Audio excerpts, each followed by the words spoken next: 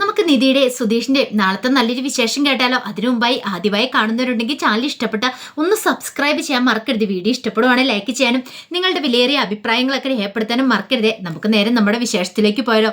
അങ്ങനെ നാളത്തെ വിശേഷത്തിൽ നിധി സുധീഷും എന്ത് ചെയ്യണമെന്ന് അറിയില്ല നിൽക്കുകയാണ്. കാരണം സൂര്യൻ ഗുണ്ടകൾ കണ്ടു കഴിഞ്ഞു.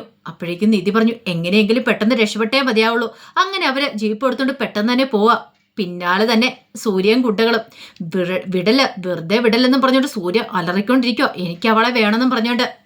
അങ്ങനെ പോകുന്ന വഴിക്ക് തന്നെ സൂര്യ അരുണിന്റെ ഫോൺ നമ്പറിലേക്ക് വിളിച്ചു. എന്നിട്ട് പറഞ്ഞു, ഇതേ അവനെ കണ്ടു കിട്ടിയിട്ടുണ്ടെന്ന് പറയണേ. കണ്ടോ? എവിടെ? അവനെ അവിടെ കണ്ടു കിട്ടിയിട്ടുണ്ട്. രണ്ടും കൂടെ ഇതേ ഒളിച്ചോടുമായിരുന്നെന്ന് പറയണ. നിങ്ങളല്ലേ പറഞ്ഞത് അവനങ്ങനെയും ചെയ്യത്തില്ലെന്ന്. എന്നിട്ടിപ്പോൾ എങ്ങനെയുണ്ട് നിങ്ങളുടെ മോള് എന്നൊക്കെ പറഞ്ഞോണ്ട് ദേഷ്യപ്പെടുവാണ്. അപ്പോഴേക്കും അരുണിന് എന്ത് ചെയ്യണമെന്ന് അറിയില്ല. അരുൺ പറഞ്ഞു, അതെ എവിടെയാന്ന് പറഞ്ഞു കേട്ട്, നിങ്ങൾ ഏത് റൂട്ടാ പോകുന്നതെന്ന് പറ എന്ന് പറഞ്ഞു. ഒടുവിൽ സൂര്യ പറഞ്ഞു കൊടുക്കുകയാണ് റൂട്ട് ഏതാന്നൊക്കെ. ശരി, ഞങ്ങൾ അങ്ങോട്ട് എത്തിയേക്കാന്ന് പറയണം. ഈ സമയത്ത് കോള് കട്ട് ചെയ്ത് കഴിഞ്ഞപ്പോഴത്തേനും രാജീവിനോട് പറഞ്ഞു, അച്ഛ അവൻ്റെ ഒപ്പം ഉണ്ട് അവർ രണ്ടുപേരും കൂടി ജീപ്പും കൊണ്ട് പോകുന്ന കണ്ടെന്ന് അവനെ വിളിച്ച സൂര്യ വിളിച്ചെന്ന് പറയണം. ഇനി എന്ത് ചെയ്യണമെന്ന് പോലും അറിയത്തില്ല. എന്നാലും ഇത്രയ്ക്ക് അവൾ നമ്മളോട് ചെയ്യും നമ്മൾ വിചാരിച്ചു വെച്ചാൽ അച്ഛനൊന്ന് ആലോചിച്ച് നോക്കിയേ. ഇപ്പൊ കൂടി വീട്ടിൽ നിന്ന് വിളിച്ചോളൂ, അലങ്കാരങ്ങളെല്ലാം പൂർത്തിയായെന്ന്. അവളെ കണ്ടു കിട്ടില്ല എന്ത് ചെയ്യും? അതുപോലെ തന്നെ ഫുഡും കാര്യങ്ങളൊക്കെ എല്ലാം വേസ്റ്റായി പോകുന്നതിനൊപ്പം തന്നെ നാണക്കേടല്ലേ, ഒന്ന് ഓർത്ത് വയ്ക്കേ. അപ്പോഴേക്കും രാജീവ് പറഞ്ഞു, വിവാഹം നിശ്ചയം നടന്നില്ലെങ്കിലും വൈകുന്നേരം നമ്മൾ റിസപ്ഷൻ വെക്കും. അങ്ങനെ വെറുതെ വിടാൻ ഞാൻ ഉദ്ദേശിച്ചിട്ടില്ല. അവൾ എന്താണെങ്കിലും പിടി കൂടിയിട്ടാ നമ്മൾ തിരികെ പോകത്തുള്ളൂ. അല്ലെങ്കിൽ ഹേമയോട് എന്ത് മറുപടി പറയും? പാവം അവൾ ഇപ്പോഴും ഇവളെ ഓർത്ത് വിഷമിച്ച് കരഞ്ഞുകൊണ്ടിരിക്കുവാന്ന് തോന്നേ. അരുൺ പറഞ്ഞു, അതെ അച്ഛാ, എത്രയും പെട്ടെന്ന് തന്നെ നമുക്ക് നിധിയെ വിളിച്ചോണ്ട് പോകണം. ഇപ്പൊ സൂര്യ ആണെങ്കിൽ ശരി, ഇത്രയൊക്കെ പ്രശ്നം ഉണ്ടായിട്ട് അവളെ വിവാഹം കഴിക്കാൻ സമ്മതിച്ചല്ലോ, അത് തന്നെ ഒരു ഭാഗ്യമാണെന്ന് പറയണം.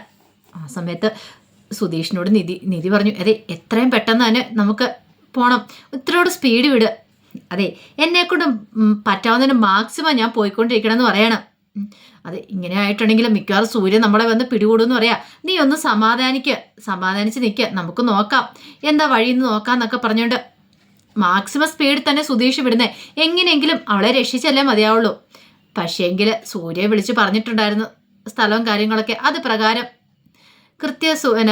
നിധി സുധീഷും കൂടെ പോകുമ്പോൾ ഫ്രണ്ടിൽ നിന്ന് തന്നെ അരുണും രാജീവും ഒക്കെ സഞ്ചരിക്കുന്ന കാർ അങ്ങോട്ടേക്ക് വരുവാണ്.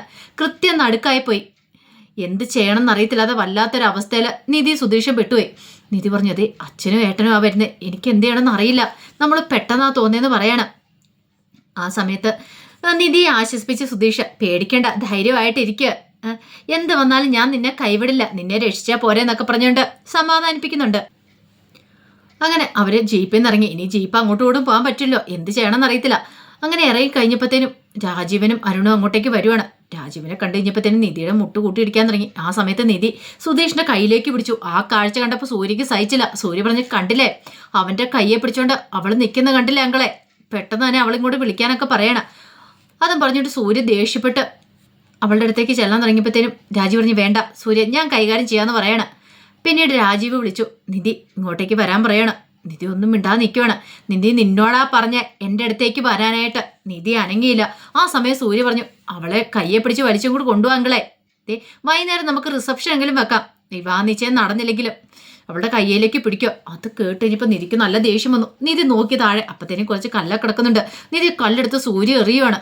ഇവനെ ഇന്ന് ഞാൻ ശരിയാക്കും, ഇവന് കിട്ടിയതൊന്നും പോരാ വീണ്ടും. ഈ സമയത്ത് നിധിയോട് രാജീവ് പറഞ്ഞു, നിധി നീ എന്താ കാണിക്കണേ, നിന്നോട് ഇങ്ങോട്ടേക്ക് വരാനാ പറഞ്ഞേ. ആ സമയം നിധിക്ക് ടെൻഷനായി. നിധി സുധീഷിനെ നോക്കിയിട്ട് പറഞ്ഞില്ല ഞാൻ പോകത്തില്ല എന്ന് പറയണ. പിന്നെ സുധീഷ് ഒന്നും നോക്കില്ല, നിധിയുടെ കയ്യിലേക്ക് പിടിച്ചു. ഒറ്റൊരു ഓട്ടമായിരുന്നു. കുണ്ടകൾ ഒരു നിമിഷം ഒന്ന് പതറിപ്പോയി. കാരണം അവർ പ്രതീക്ഷ കാര്യമായിരുന്നല്ലോ. അവർ പിന്നാലെ പോവാണ്, സൂര്യൻ പിന്നാലെ ഓടുക. ആ സമയത്ത് അരുണിനോട് രാജീവ് പറഞ്ഞു, ഏതവനാടാ അവന്, നമ്മുടെ വീട്ടിൽ ഡ്രൈവറായിട്ട് വന്നിട്ട് നമ്മുടെ മോളെ കടത്തിക്കൊണ്ട് പോയിരിക്കുന്നു. അവർ തമ്മിൽ മുമ്പ് പരിചയം എന്തെങ്കിലും ഉണ്ടായിരുന്നോ? അങ്ങനെയൊന്നും ഉണ്ടാവാൻ വഴിയില്ല അച്ഛാ. ഇത് പക്ഷെ വേറെന്തോ ആണ്, എനിക്കൊന്നും മനസ്സിലാകുന്നില്ല. ഏതവനാണെങ്കിലും ശരി അവനെ പിടികൂടിയേ മതിയാവുള്ളൂ. ഒരു കാരണവശാലും നിധി മിസ്സാവാൻ പാടില്ല. അവനോടൊപ്പം അവൾ പോകാൻ പാടില്ല എന്നൊക്കെ പറയണം. കയറും വണ്ടി എടുക്കാനൊക്കെ പറഞ്ഞുകൊണ്ട് അവർ പിന്നാലെ പോവുകയാണ്. ഈ സമയത്ത് സൂര്യയൊക്കെ പിന്നാലെ തന്നെ പോകുന്നുണ്ട്. കുറേ ദൂരം ചെന്ന് കഴിഞ്ഞപ്പോഴത്തേനും സൂര്യയൊക്കെ നോക്കി കഴിയുമ്പോൾ 3-4 വഴി, ഇതിനകത്ത് ഏത് വഴിയെ പോയെന്ന് അറിയത്തില്ല. അവര് കുണ്ടോളോട് പറഞ്ഞിട്ടില്ല ഏത് വഴിയെന്ന് അറിയത്തില്ലോ എന്ന് പറയണം. അപ്പോഴേക്കും നിധിയും സുധീഷും കുറേ ദൂരം അങ്ങോട്ട് ചെന്നിട്ടുണ്ടായിരുന്നു. അപ്പോൾ കുറേ ദൂരം ചെന്ന് കഴിഞ്ഞപ്പോഴത്തേന് നിധി ശരിക്കും മടുത്തു. നിധി പറഞ്ഞു, എന്നെ കൊണ്ട് പറ്റില്ല സുധീഷ് ഓടാനായിട്ട്, എൻ്റെ കാലൊക്കെ തളരുന്നുണ്ട്, എനിക്ക് എന്ത് ചെയ്യണമെന്ന് അറിയത്തില്ല. ദേ ഒരു കാര്യം മാത്രം ചിന്തിച്ചാൽ മതി, അവൻ പിന്നാലെ വരുന്നുണ്ട്, ആ സൂര്യ. ഇവിടെ നിന്നിട്ടുണ്ടെങ്കിൽ അവൻ്റെ ഭാര്യയായിട്ട് നിൽക്കേണ്ടി വരും. എന്ത് ചെയ്യണം നിനക്ക് തന്നെ തീരുമാനിക്കാം. അപ്പോഴേക്ക് സർവ്വധൈര്യം സംഭരിച്ച് നിധി ഓടുവാണ്. ഇതൊന്നും പക്ഷേങ്കിൽ സുഭാഷോ നികേഷോ അവരൊന്നും അറിയുന്നുണ്ടായിരുന്നില്ല. കുറച്ച് കഴിഞ്ഞപ്പോഴത്തേനും അങ്ങോട്ടേക്ക് ഒരു കാർ വന്നു. കാറിനകത്തുനിന്ന് ട്രാവൽ ഏജൻസിയുടെ തോമസ് ചേട്ടൻ ഇറങ്ങുവാണ്. അയാൾ അങ്ങോട്ട് ഇറങ്ങിച്ചെന്നു. പിന്നീട് സുഭാഷ് എന്ന് പറഞ്ഞ് വിളിക്കുവാണ്. സുഭാഷ് ഇറങ്ങി വന്നു. സുഭാഷിനോട് ചോദിച്ചു, അവനെവിടെയെന്ന് ചോദിക്കുവാണ്. ആര്? സുധീഷ്. അല്ല അതെന്ത് ചോദ്യമാ, ചേട്ടൻ തന്നെയല്ലേ അവനെ ഏതോ ഒരു ഓട്ടം പറഞ്ഞു വിട്ടിരിക്കുന്നത്, എന്നിട്ട് ഇവിടെ വന്ന് ചോദിച്ചാൽ എങ്ങനെയാ? അവൻ കാരണം എനിക്കിപ്പം നാണക്കേടായി. അവനെ ഞാൻ ഓട്ടം പറഞ്ഞു വിട്ടായിരുന്നു. അവൻ എന്താ ചെയ്തതെന്നറിയാവോ? എന്ത്? അവൻ അവിടുത്തെ പെണ്ണിനെ അടിച്ചോണ്ട് പോയി. ഇനി അവര് വിളിച്ചിട്ട് പറയാനൊന്നും ബാക്കിയില്ല. അവനെ ഞാൻ വിശ്വസ്തനാന്ന് കരുതി വിട്ടതാ. ഇങ്ങനെയാണെങ്കിൽ എൻ്റെ ഏജൻസിയിലേക്ക് ഇനി എന്തേലും ഒരു ഓട്ടമെങ്കിലും വരുമോ? അത് കേട്ടപ്പം സുഭാഷൊക്കെ ഞെട്ടിപ്പോയി. സുഭാഷ് പറഞ്ഞു, അങ്ങനെ ഒരിക്കലും അവൻ ചെയ്യില്ല എന്ന് പറയണ. സത്യം പറ, നീ അവനെ ഈ വീട്ടിൽ കയറ്റി ഒളിപ്പിച്ചു വെച്ചിട്ടില്ലേ? നികേഷ് പറഞ്ഞു, അതെ, ഞങ്ങൾ അത്രക്കാരൊന്നുമില്ല, ഞങ്ങൾ ആരും ഇവിടെ ഒളിപ്പിച്ചു വെച്ചിട്ടൊന്നുമില്ല. സുധീഷേണ്ണ ഒരു പെണ്ണിയൊന്നും വിളിച്ചോണ്ട് പോയി കാണത്തില്ല. അതൊക്കെ വെറുതെ നിങ്ങളോട് ആരോ പറയണ. വെറുതെ ഒന്നുമല്ല, ആ പെണ്ണിന്റെ കല്യാണമായിരുന്നു, ഇന്ന് വിവാഹ നിശ്ചയമായിരുന്നു, അറിയാവോ? ആ പെണ്ണിനെ വിളിച്ചോണ്ടാ പോയിരിക്കുന്നത്. അവരുടെ കയ്യിലെങ്ങാനും സുധീഷിനെ കിട്ടിയാൽ തീർന്നു. അവരൊക്കെ വലിയ വലിയ ടീംസാ, നിങ്ങൾക്ക് അറിയത്തില്ലാത്തോണ്ടാ. അനുജനെങ്ങാനും വിളിക്കുകയാണെ പറഞ്ഞാരെ എത്രയും പെട്ടെന്ന് ആ പെണ്ണിനെ അവളുടെ വീട്ടിൽ കൊണ്ടു വിടാനായിട്ട്, അല്ലെങ്കിൽ അവന്റെ ജീവിതം തീർന്നു. പിന്നെ ഇനി മേലാല് അവന് ഞാൻ ജോലിയും കൊടുക്കത്തില്ല. അവൻ കാരണം ഇപ്പൊ എൻ്റെ സ്ഥാപനം കൂടെ പൂട്ടേണ്ട ഗതികടാ എന്നൊക്കെ പറഞ്ഞിട്ട് അയാൾ കുറെ ചീത്ത പറഞ്ഞിട്ട് പോവാണ്. അപ്പോഴേക്കും സുഭാഷ് പറഞ്ഞു, എടാ നികേഷേ, ഇനി എന്ത് ചെയ്യും? ശരിക്കും ഉള്ളതാണോ? എനിക്കറിയില്ല. എനിക്ക് തോന്നുന്ന ചേട്ടന് സുധീഷേണ് ആ പെണ്ണിനെ വിളിച്ചുകൊണ്ട് പോയെന്നോ തോന്നേ. പക്ഷെ എങ്ങോട്ടാ പോയതൊന്നും അറിയത്തില്ലോ. ഫോണിൽ വിളിച്ചിട്ട് കിട്ടുന്നില്ല. അല്ലെങ്കിലും തലേദിവസം തൊട്ട് വിളിച്ചിട്ടാണ് കോള് കിട്ടുന്നില്ല. അപ്പൊ അതിൻ്റെതായ ഒരു ടെൻഷനും സുഭാഷിനും ഒക്കെ ഉണ്ടായിരുന്നതിനും. കുറെ കഴിഞ്ഞ് ഇപ്പൊ പ്രാണരക്ഷാർത്ഥം നിധി സുധീഷും കൂടെ ഓടിക്കേറുന്ന ഒരു പോലീസ് സ്റ്റേഷനിലേക്കാണ്. അവിടെ ചെന്ന് അഭയം കിട്ടുമെന്ന് ഓർത്ത് അങ്ങോട്ടേക്ക് ഓടിക്കേറി. അങ്ങനെ ചെന്ന് കഴിഞ്ഞപ്പോൾ ഒരു കോൺസ്റ്റബിൾ ഉണ്ടായിരുന്നു. എന്താ കാര്യം എന്ന് ചോദിക്കുക. സാറേ, ഞങ്ങളെ രക്ഷിക്കണം, ഞങ്ങളെ കൊല്ലാനായിട്ട് കുറച്ച് പേര് ഞങ്ങളെ പിന്നാലെ വരുന്നുണ്ടെന്ന് പറയണം. അപ്പോഴേക്കും പിന്നാലെ തന്നെ ഗുണ്ടകൾ ഓടി വരുവാണ്. അവരെ കണ്ടു കഴിഞ്ഞപ്പോഴത്തേനും കോൺസ്റ്റബിൾ എന്താ ഇവിടെ നിന്ന് ചോദിക്കുവാണ്. ആ സമയത്താണ് രാജീവ് അരുണും കൂടെ വരുന്നത്. അവര് കാറും കൊണ്ട് അങ്ങോട്ടേക്ക് വരുന്നത്. അവരും അങ്ങോട്ടേക്ക് വന്നു. അപ്പോഴേക്കും സൂര്യ ഓടി വന്നു. സൂര്യ വന്നിട്ട് പറഞ്ഞു, ഞങ്ങളെ അവർ രണ്ടുപേരും ഇങ്ങോട്ടേക്ക് കയറിയിട്ടുണ്ട്, ഈ പോലീസ് സ്റ്റേഷൻ അകത്തുണ്ടെന്ന് പറയണം. ഇത് കേൾക്കേണ്ട താമസം രാജീവ് അരുണും കൂടെ അങ്ങോട്ട് ഇറങ്ങി വരുവാണ്. സൂര്യ വന്നു പോയി കഴിഞ്ഞപ്പം നിധിയുടെ കൈ പിടിച്ച് നിൽക്കുന്ന കണ്ടു സുധീഷ്. അത് കണ്ടപ്പോൾ സഹിച്ചില്ല, ഓടി അങ്ങോട്ട് ചെന്നിട്ട് സൂര്യ അവന്റെ കർണം തീർത്തടിക്കുകയാണ് സുധീഷിന്റെ. നിധി തടയാൻ ശ്രമിച്ചെങ്കിലും വിട്ടില്ല. നിന്നെയോ കാണിച്ചു തരാടാ, എന്റെ പെണ്ണിനെ തന്നെ വേണം നിനക്കല്ലേ, ഇവളെ തന്നെ വേണം അല്ലേടാ നിനക്ക്, ഇവള് കല്യാണം ഉറപ്പിച്ചു വെച്ചിരിക്കുന്ന പെണ്ണാടാന്ന് പറഞ്ഞിട്ട് അടിക്കുവാണ്. അപ്പോഴേ കോൺസ്റ്റബിൾ ഇത് എന്താ കാണിക്കണേ, അങ്ങോട്ട് മാറി നിൽക്കാനും പറഞ്ഞ് സൂര്യനെ അങ്ങോട്ട് മാറ്റി നിർത്തി. അപ്പോഴേക്കും രാജീവ് അങ്ങോട്ട് വന്നിട്ട് പറഞ്ഞു, നിധി നീ മര്യാദയ്ക്ക് അങ്ങോട്ട് വരാൻ പറയണം. നിധി ഒന്നും മിണ്ടാൻ നിൽക്കുക. നിധി നിന്നോടാ പറഞ്ഞേ. ഞാൻ വരില്ല അച്ഛാ, എനിക്ക് പേടിയാന്ന് പറയണം. അപ്പോഴേക്കും കോൺസ്റ്റബിൾ വെച്ച് ഇത് എന്താന്ന് ചോദിക്കണം. അപ്പോഴാണ് SI ഒച്ചപ്പാടും ബേളവും കേൾക്കുന്നത്. SI അങ്ങോട്ട് വന്നപ്പോൾ കുറേ ഗുണ്ടകളും കുറേ ആൾക്കാരൊക്കെ നിൽക്കുന്നു. അപ്പോഴേക്കും രാജീവും നിധിയെ വഴക്ക് പറഞ്ഞുകൊണ്ടിരിക്കുക. ആ സമയം SI വന്നിട്ട് ഇതെന്താ നിങ്ങളുടെ വീട്ടു പ്രശ്നം തീർക്കാനുള്ള സ്ഥലമാണോ അത്? ഇതെന്താ ഇവിടെ വന്ന് കിടന്നാണ് വഴക്കുണ്ടാക്കുന്നത്? ഇതേ എല്ലാം പുറത്തിറങ്ങി പോകാൻ പറയണം. അപ്പോഴേക്കും അരുൺ ഗുണ്ടകളോട് പറഞ്ഞു, നിങ്ങൾ പുറത്തേക്ക് ഇറങ്ങി നിൽക്കാൻ പറയണം. അങ്ങനെ അവർ പുറത്തേക്ക് ഇറങ്ങി നിന്നു. ആ സമയം SI എന്താ കാര്യം എന്താന്ന് ചോദിക്കുകയാണ്. രാജീവ് പറഞ്ഞു, എൻ്റെ മകളെ ഇവൻ തട്ടിക്കൊണ്ട് പോന്നു പറയണം സുധീഷിനെ കാണിച്ചോണ്ട്. സുധീഷ് പറഞ്ഞു, ഞാൻ ആരെയും തട്ടിക്കൊണ്ട് പോന്നിട്ടില്ലെന്ന് പറയണം. അപ്പോഴേക്ക് സൂര്യ എന്ന് വീണ്ടും അടിക്കുവാണ്. ആ സമയത്ത് ദേഷ്യം വന്നിട്ട് നീതി സുധീഷ് ഒറ്റ തള്ളം കൊണ്ട് കൊടുത്ത് സൂര്യക്കിട്ട്.